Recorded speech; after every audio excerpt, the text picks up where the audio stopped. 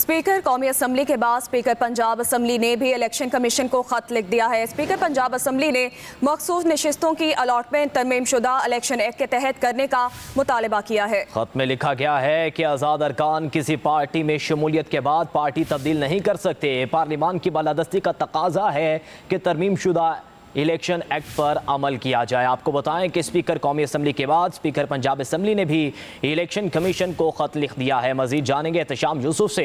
एहतशाम, बताइएगा खत में मजीद क्या लिखा गया?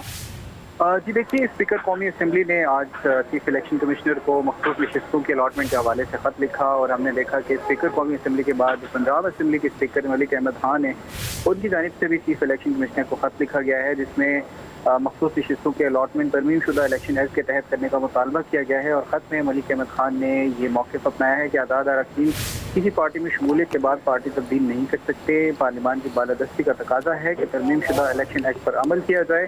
स्पीकर पंजाब असम्बली ने अपने खत में यह भी लिखा है कि जमहूरी निज़ाम की बका के लिए पार्लिमान की बालादस्ती मरकज़ी हैसियत रखती है। मखसूस नशिस्तों से मुतालिक सुप्रीम कोर्ट का फैसला पुराने इलेक्शन एक्ट के तहत आया था, जबकि सुप्रीम कोर्ट के फैसले के बाद इलेक्शन एक्ट में पार्लिमान की जानिब से तरमीम की गई है।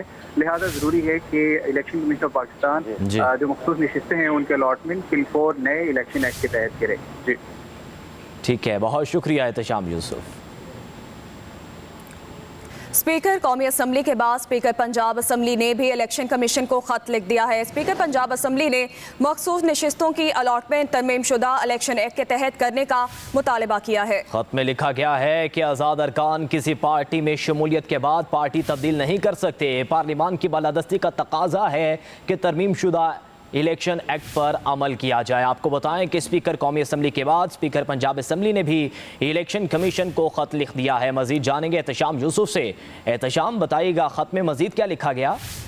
जी देखिए, स्पीकर कौमी असम्बली ने आज चीफ इलेक्शन कमिश्नर को मखसूस नशिस्तों के अलॉटमेंट के हवाले से खत लिखा और हमने देखा कि स्पीकर कौमी असम्बली के बाद पंजाब असम्बली के स्पीकर मलिक अहमद खान है, उनकी जानिब से भी चीफ इलेक्शन कमिश्नर को खत लिखा गया है जिसमें मखसूस नशिस्तों के अलॉटमेंट तरमीम शुदा इलेक्शन एक्ट के तहत करने का मुतालबा किया गया है। और ख़त में मलिक अहमद खान ने ये मौक़िफ़ अपनाया है कि आज़ाद अरकान किसी पार्टी में शमूलियत के बाद पार्टी तब्दील नहीं कर सकते। पार्लिमान की बालादस्ती का तकाजा है कि तरमीम शुदा इलेक्शन एक्ट पर अमल किया जाए।